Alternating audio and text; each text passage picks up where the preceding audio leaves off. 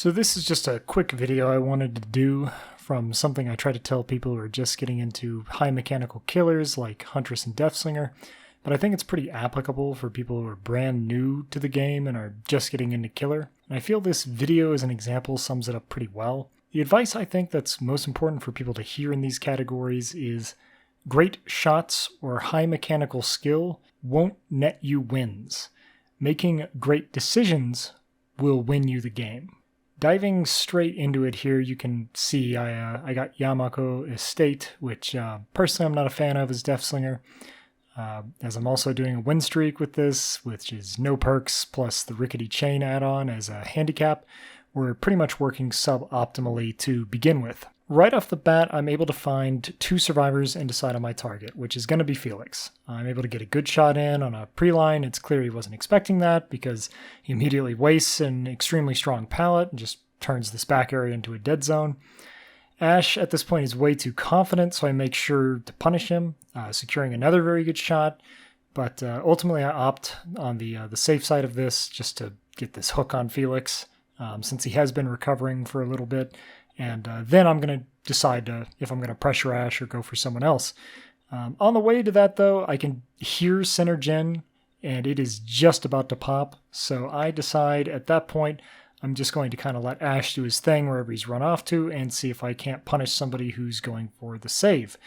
And sure enough, I happen to find Yunjin just barely hiding in these bushes, and I'm able to secure a good shot. Nevertheless, that took longer than I wanted it to.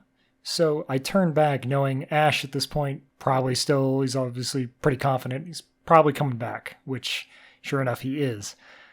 From this, I'm able to punish another trade. I got a good injury. I've secured 2 hooks. It feels like the game is off to a good start. These are some pretty good shots. But there is just one problem, and that's the fact that the gens are getting absolutely slammed at this point. It is only 3 minutes and 15 seconds into the game, and we're at 2 gens. I wanted to look around for other survivors, but the game is barely off the ground, and it's also nearly over at the same time. I have no choice but to pressure the only elements that I know for sure are 1, injured, 2, have multiple hooks on them, and 3, are likely together. So I have to return back to hook. I'm able to effectively punish Ash, but I don't really have time to hook him at this stage. At 2 gens, things are a little desperate. I'm going to have to go for some greedy plays given the circumstance, so I decide to leave him slugged, and I am able to correctly peg out where the other survivors were on that rescue. And quite frankly, in almost any other situation, this shot would be the end of the game. I could easily hook Felix and then immediately roll on back into the pocket for Ash, which is just going to, even if they unhook Felix immediately, it's just going to create a constant snowball from this point. But there's one problem with that. I am running rickety chain, which, since this shot was at max range, means it will break before I'm even within the lunging distance. Nevertheless, at this point, I just can't afford to stop pressuring now. I've made the decision to do this, and if I stop now, the game will probably be over. Because if I leave, the other survivors are just going to heal up. Maybe 1 or 2 of them will suction onto a gen while somebody else goes for the rescue. It's just not going to net me anything. So I decide for a full commit. While this isn't exactly the best tactic in the world, which is attacking an enemy at their strongest point, I nevertheless wanted to injure and down the last healthy survivor here purely because it would force like a time-wasting decision, that being, does the team decide to heal and go for a full reset or just continue at their relentless pace, which they've been doing pretty good at? Unfortunately, someone got to Ash and got him healed before I could get back. And despite another very quick chase and a nice shot on Yunjin, these downs were not translating into real pressure anymore. Even chasing 2 survivors at once wasn't enough to create this pressure. Felix was able to body block my shot and take a hit, which denied me another snowball. And even though I dealt with him really quickly, he had 99'd the other survivor, who just tapped herself immediately to 100 behind the scenes. I was constantly getting right back where I started. So at 1 gen, I quickly just made the snap decision because I knew in my gut that unless I could execute this, the game's just over. Firstly, no matter what, doesn't matter what the cost in time or my effort is going to be, Felix has to go. Secondly, I then have to secure at least 1 more survivor in the endgame and use them as bait to hopefully force a mistake that could turn this from a 2K draw to a 3K. Felix went relatively quick, and by an absolute miracle, Ash, who's been way too confident this entire game, made a very cocky and quite frankly critical mistake. Honestly, I think this is the mistake that lost this game for these survivors. He followed me and just gave me a free hit for no reason. This was enough to save me time on two things. One, it cut out the middleman of needing to find a new target. Ash is right there. I just got an injury state on him for free. So now Ash is kind of in a bed of his own making, and all I have to do is just pick up the pieces.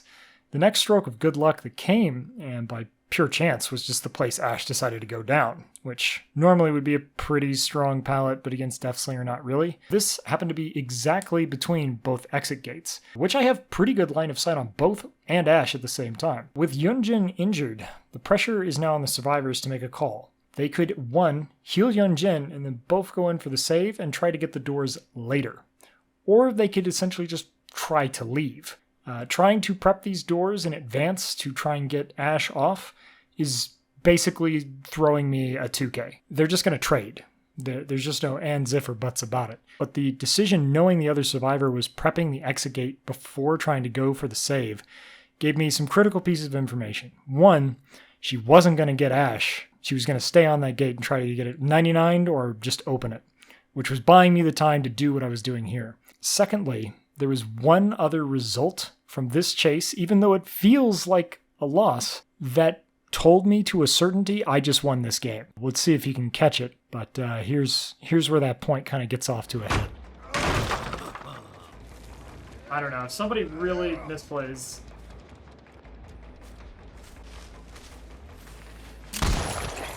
So, like I was saying, if somebody really misplays. Fuck, dude. What's in the bag, too?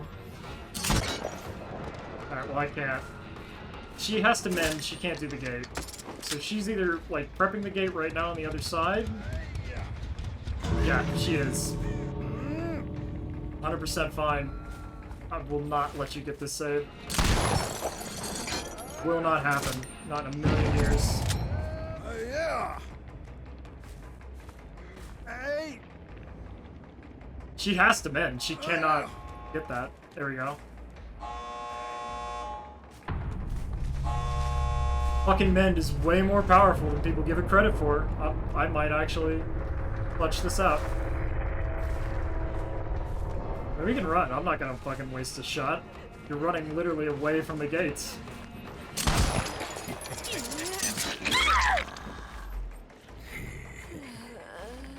Oh! Victory from the fucking jaws of defeat. Let's go. Hell yeah. I'll take it.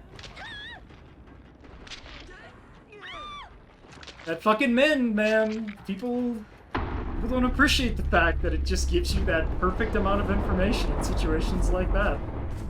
She couldn't finish that gate or she would have gone down. So knowing that Yunjin, despite getting away from that really good shot, she was afflicted with mend, which meant I could weigh that against Ash's death timer on his second stage, the opening of the other exit gate, and forcing the last survivor to back off. For one, pushing her back meant that Ash was just dead. Nothing could be done for him at this point. Yunjin, on the other hand, I also knew she couldn't get away, because she was on the other side of the map, and afflicted with mend meant that the untouched exit gate would take 20 seconds for her to open.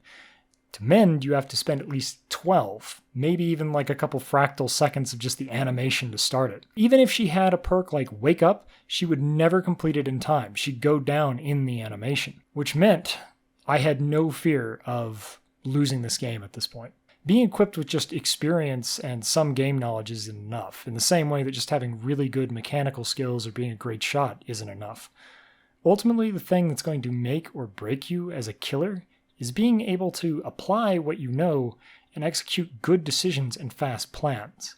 Good mechanical skill will absolutely carry you very far, but not having the sound judgment or the ability to observe, decide, and then act on the knowledge that you have is honestly the separation of most like ELO tiers and skill-based matchmaking ranks.